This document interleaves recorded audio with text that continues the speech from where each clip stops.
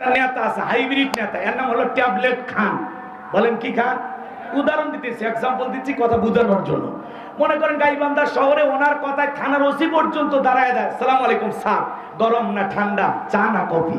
কথা কয় না, সামসামি করে না ভাই। শোনেন, ওই গাইবান্ধা শহরের বিরাট বড় একটা বিল্ডিং করতেছে একটা প্রভাবশালী ব্যক্তি। তো উনি বিল্ডিং করতেছেন, ওই নেতার যারা কর্মী থাকে, কেদার মাস্তান থাকে, সাঙ্গ পাঙ্গ, বোঝেন তো? এক কথায় যাকে আমরা বাংলা ভাষায় বগুড়ার ভাষায় বলি পাতি নেতা। কথা কি বুঝতে পারছেন? ওই পাতি নেতা যায় বলতে যায় বিল্ডিং কার? কয় বলে অমুক মাস্টার সাহেব। তো কয় তালা? কয় 5 তালা। আপনি চেনেন না আমার বড় ভাই? কে? বড় ভাইকে মিষ্টি খাওয়ার টাকা দেওয়া লাগবে। তখন বলতেছে ঠিক আছে 500 টাকা নিয়ে যান। তখন বলতেছে এই মিয়া, আপনি বড় ভাইকে চেনেন, 500 টাকা দিচ্ছেন মানে ফাজলামি করেন। আমার বড় ভাইকে ট্যাবলেট খান, যার কথায় পুরো গাইবান্ধা শহর কাঁপে। 5 লাখ দিতে হবে। কয় লাখ? কথা কয় না।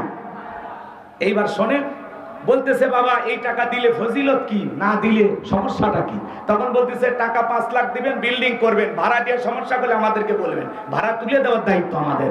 কিন্তু যদি ট্যাবলেট খান ভাইকে টাকা না দেন তাহলে বিল্ডিং আর হবে না। বেশি বাড়াবাড়ি করলে, থানা পুলিশ করলে, ঝামেলা করলে জায়গা আপনার নামেও থাকবে না। কথা কয় না। তখন বলতেছে ঠিক আছে বাবা, আগামী রবিবার ব্যাংক থেকে তুলে রাখবো, তোমরা টাকা নিয়ে যাইও। আমার ভাইয়েরা পরের দিন রবিবারে ব্যাংক থেকে টাকা নিয়ে আসলো। ওই 5 লাখ টাকা নিয়ে আসা নেতার সামনে হাজিরি করতেছে। নেতা এবার ডেকে বলে এই 5 লাখ টাকা কার? বলে অমুক এলাকায় গাইবান্ধা শহরের অমুক জায়গায় একটা বিল্ডিং হইতেছে, সেখান থেকে আপনার নামে 5 লাখ টাকা নিয়ে আসছি। বলে সাব্বাস বেটা, তোর নাম কি? বলে রুবেল। এগুলো লাইনে রুবেল চলে না, আজ থেকে তোর নাম বুলেট। কথা কয় না। দেখেন না ওগুলো নেতার উল্টা পাল্টা নাম, same to Boltu, bullet, nut, screw, fire, এক একজনের নাম কি দেখেই মনে হয় সন্ত্রাসীর খালি। কথা কন ঠিক না? এইবার এই 5 লাখ টাকার থেকে নিজে 4.5 লাখ টাকা নিয়ে যেই ক্যাডার, যে মাস্তানি টাকা, বলেন তো এর নাম কি? টেন্ডারবাজি, চাঁদাবাজি, বুঝেন তো নাকি? অবশ্য বাংলাদেশে এগুলো শুরু হয়নি, ভারতে চলতেছে। এই দেশের মানুষ তো আল্লাহর ওলি। কথা কয় না কে? ওই 50,000 টাকা দিয়া বলতেছে এই বুলেট যা, অমুক হোটেলে তোর একটা নারী আছে। যেই নেতা আপনাকে চাঁদাবাজি শিখাই, টেন্ডারবাজি শিখাই, দখলবাজি শিখাই, যেই নেতা আপনাকে হোটেলে নারী দেয়, আপনার হাতে পিস্তল তুলে দেয়, এমন নেতার অনুসরণ করলে আপনিও জাহান্নামে, নেতাও জাহান্নামে। কেমন নেতার অনুসরণ করতে হবে শোনেন? যেই নেতা নিজের ইমামতিতে কর্মীদেরকে নামাজ আদায় করে, যেই নেতা আপনাকে বলে আমার নাম বলে 10 টাকা চাঁদাবাজি করবি না, আমার দলের কর্মী পরিচয় দিলে তোকে 5 ওয়াক্ত নামাজ আদায় করতে হবে। কথা বলেন ঠিক কি না? এমন নেতাকে অনুসরণ করতে হবে। কথা বলেন। রাগ করতেছেন মনে হয়, কষ্ট মনের মধ্যে নেবেন না বাজান। বিশ্বনবী কেমন নেতা ছিলেন, কেমন মহামানব ছিলেন? আব্দুল্লাহ, হযরত জাবির ইবনে আব্দুল্লাহ রাদিয়াল্লাহু তাআলা আনহু বিশ্বনবীর সাথে 19টি যুদ্ধে অংশগ্রহণ করেছিলেন। জিহাদ করার জন্য জিহাদের ময়দানে রওনা করেছিলেন। আপনার আমার নবী কেমন নেতা ছিলেন জানেন? যুদ্ধে যাওয়ার আগে একজনকে রাহাবা আমির হিসাবে সামনে নেতৃত্ব দেওয়ার জন্য এগিয়ে দিতেন, আর কাফেলার সব চাইতে পিছন দিক থেকে যেই মানুষটি হাসতেন সেই মানুষটির নাম মুহাম্মদ রাসূলুল্লাহ সাল্লাল্লাহু আলাইহি সাল্লাম। বলেন আল্লাহু আকবার। সামনে আমির নিযুক্ত করে বিশ্বনবী কাফেলার পিছন দিয়ে হেঁটে যেতেন। হযরত জাবির ইবনে আব্দুল্লাহ যেই উটটা বহন করে যাইতেছেন, উটটা বড় ক্লান্ত, সফর করতেছে, উটটা সামনের দিকে যায় না, কাফেলার পেছনে পরে, মনটা বড় খারাপ। হযরত জাবের মনটা খারাপ করে বললেন, জাবেরের মায়ের নাক ধুলাই মলিন হোক। এই কথা শোনার পরে বিশ্বনবী পিছন থেকে আওয়াজ ডেকে বলে, জাবের তুমি এই কথা কেন বলেছ? জাবের তুমি এই কথা কেন বলেছ? বিশ্বনবীর কাছে সাহাবীরা কখনো মিথ্যা কথা বলতেন না। মাথাটা নিচু করে ডেকে বলেন নবী। নামলেন, বিশ্বনবী উটের 2টা পা ধরলেন। উটের পা ধরা মাত্র উটটা বসে পড়লেন। বিশ্বনবী তখন হালকা মৃদু আঘাত করলেন উটের উপরে। এরপরে হযরত জাবেরকে বলেন উটের উপরে ওঠো। হযরত জাবের উটের উপরে উঠলেন।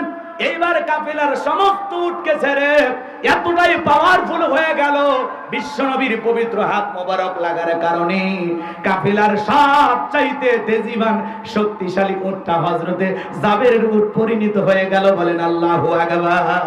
সবাইকে পিছনে ফেলে এগিয়ে যেতে চায়। জাবের আবার মনে মনে ভাবে রাসূল পিছনে আছে, আমি কেমনে এগিয়ে যাই। তারা রাসূলকে কতটা মহব্বত করতেন, কতটা সম্মান করতেন। আমার ভাইরা, হযরতে জাবেরের কাছে নবীজি সেই দিন একবার দুইবার নয়, হযরতে জাবেরের জন্য আল্লাহ তাআলার কাছে আমার নবীজি 19 বার তার কল্যাণ কামনা করে দোয়া করেছিলেন।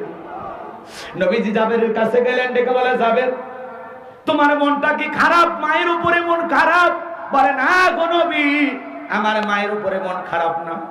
ডেকে বলে, তোমার বাবা যে মারা গেছে, তোমার বাবা কি কোনো ঋণ করে চলে গেছে? হযরতে জাবের মাথা নত করলেন, কিছুটা সময় কথা বললেন না। বিশ্ব নবী ডেকে বলে, জাবের কেন কোনো কথা বলতেছো না, কারণটা কি? হযরতে জাবের ডেকে বলেন, নবী আমার বাবা ইন্তিকালের পূর্বে অনেকগুলো ঋণ করে চলে গেছে, আমি আজও পর্যন্ত ঋণগুলো পরিশোধ করতে পারি না। বিশ্ব নবী ডেকে বলে, জাবের তোমার বাবা যে মারা গেছে, তোমার পরিবারের সদস্য কয়জন?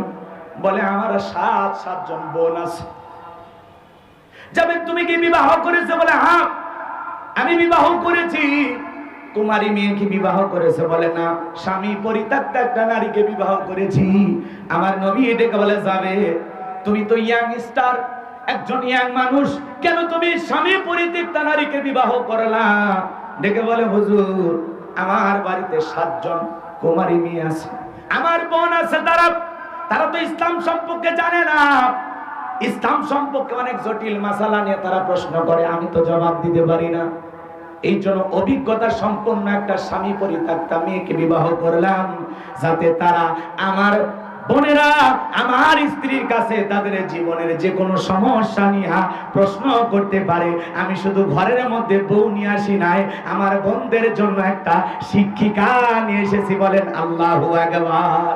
আমার নবী জাবেরের জন্য আরো দোয়া করলেন। আর দিকে বলে, জাবের জিহাদের ময়দান থেকে ফেরার পরে তুমি আমার সঙ্গে দেখা করবা। হযরতে জাবের জিহাদের ময়দান থেকে ফেরার পরে রাসূলের সাথে দেখা করার জন্য রওনা করলেন। রাসূল আকরাম সাল্লাল্লাহু আলাইহি সাল্লাম আগেই বেলালকে কিছু দিরহাম টাকা পয়সা দিয়েছেন। আর ডেকে বলে, বেলাল জাবের যখন আসবে, জাবেরের উটটা তুমি ক্রয় করবা।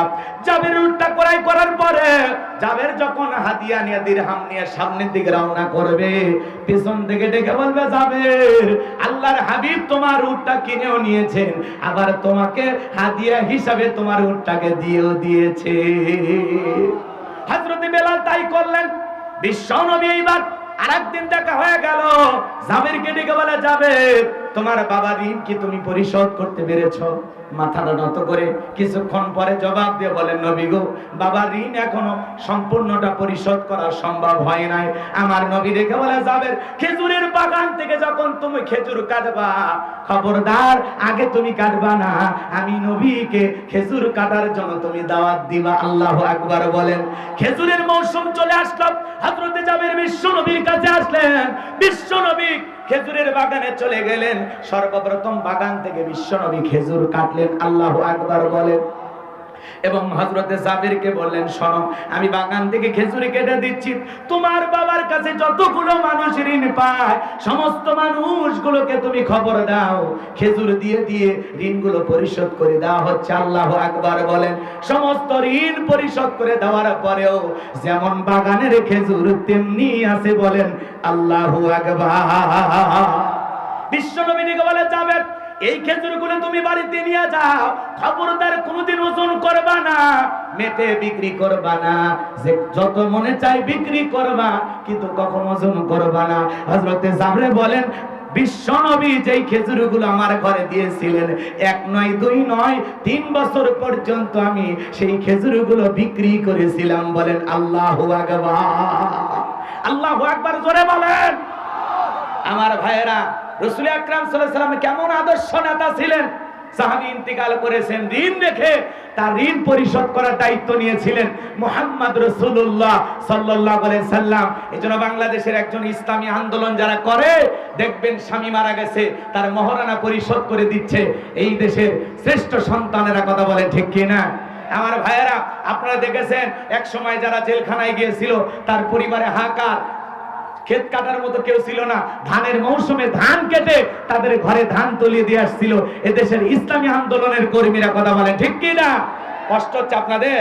আরো 2-4 মিনিট যদি কথা বলি, খারাপ লাগতেছে নাকি? শুনবেন, বিরক্ত হবেন না তো?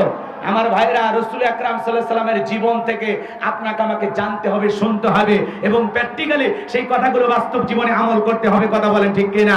এই জন্য এই সিরাত মাহফিল চলতেছে, চলবে, আগামী আরো 2 দিন কথা চলবে ইনশাআল্লাহ। এই মাহফিল চালু হয়েছে, কিয়ামত পর্যন্ত চলুক। কারা কারা চান 2 হাত তুলে আমার আল্লাহকে একবার দেখান। লিল্লাহি তাকবীর। হাত নামান। সম্মানিত ভাইরা আমার, আমি পরিষ্কারভাবে একটি কথা বলতে চাই, এদেশে আপনারা বাবার শাসন দেখেছেন, স্বামীর শাসন দেখেছেন, চাচার শাসন দেখেছেন, ভাবির শাসন দেখেছেন, বুবুর শাসন দেখেছেন। আগামীতে আল্লাহর কোরআনটা দিয়া এই দেশটা কেমন চলে কারা কারা দেখতে চান? আর সেই সময় যদি আসে, যদি প্রয়োজন হয় বিবির কাছ থেকে বিদায় নে, সন্তানদের কাছ থেকে বিদায় নে, মাথায় কাপড়ের কাপড় বেঁধে হলেও আল্লাহর জমিনে আল্লাহর দ্বীনকে প্রতিষ্ঠিত করতে কারা কারা চান? 2 হাত তুলে আল্লাহকে দেখা। লিল্লাহি তাকবীর। হাত টান টান করে তোলেন তো, হাত সবাই টান টান করে তোলেন। এই যে মাঝে মাঝে হাত ব্যাকা করেছেন, 2 হাত তোলার শক্তি নাই। আপনি পুরুষ মানুষ, 2 টিম ভিটামিন ক্যালসিয়াম মাঝে মাঝে কিনে খাবেন, একেবারে দুর্বল হলে চলতে পারবেন না। হাত সোজা করেন, সোজা করেন, টান টান করে তোলেন। সবাই হাত সোজা করেন, সোজা করেন। আমার আল্লাহ রাব্বুল আলামিন বলেন, ইন্নাল্লাহা আশতারা মিনাল মুমিনিনা আনফুসাহুম ওয়া আমওয়ালাহুম বিআন্না লাহুমুল জান্নাহ। সূরা তাওবার 111 নম্বর আয়াতে আল্লাহ পাক জানিয়ে দিলেন, নিশ্চয়ই মুমিন বান্দাদের জান মাল আমি আল্লাহ ক্রয় করে নিয়েছি, বিনিময়ে দেব জান্নাত। বলুন সুবহানাল্লাহ। তাহলে বলেন তো বাজান, আপনার আমার জীবনের মালিক কে? হাত নামাবেন না, এত দুর্বল 2টা মিনিট হাত তুলে রাখতে পারতেছেন না? আর সোজা করে রাখেন। এ যুবকেরা সবাই বলো তো, বাবা আপনার আমার জীবনের মালিক কে? অনেক যুবক আছে প্রেম করে আর প্রেমিকে ডায়লগ দেয়, এ জীবন তোমার, তুমি শুধু আমার। ওরে হাইব্রিড যুবক, এই জীবনের মালিক কে? আপনার আমার সম্পদের মালিক কে? আল্লাহর দেয়া জীবন, আল্লাহর দেয়া সম্পদ আল্লাহর পথে খরচ করতে রাজি আছেন তো মুসলমান? রাজি আছেন তো ইনশাআল্লাহ? রাজি আছেন তো ইনশাআল্লাহ? বাম হাত নামান, শুধু ডান হাত তুলে রাখেন, শুধু ডান হাত। আল্লাহ রাব্বুল আলামিন বলেন, ইল্লা আসহাবাল ইয়ামিন ফি জান্নাতিন ইয়াতাসাআলুন। ডানপন্থী যারা জান্নাতের বাগানে থাকবে তারা, ডানপন্থী যারা আল্লাহর প্রিয় তারা। বলেন আল্লাহু আকবার। কোনো কথা হবে না। কিছুক্ষণ আগেই বললেন হুজুর জীবন দিতে রাজি, রক্ত দিতে রাজি। আপাতত জীবন রক্ত 2টার কোনোটাই দেয়া লাগবে না। ডান হাতটা পকেটের ভিতর ঢুকে দিয়া যে যা পারেন, যতটুকু পারেন এই তাফসীর মাহফিলের জন্য, এই সিরাত মাহফিলের জন্য প্রাণ ভরে দান করবেন। সোজা ডান হাত পকেটে দেন, আমিও দিচ্ছি, দেন। অন্য কারো পকেটে হাত দিন না, পকেট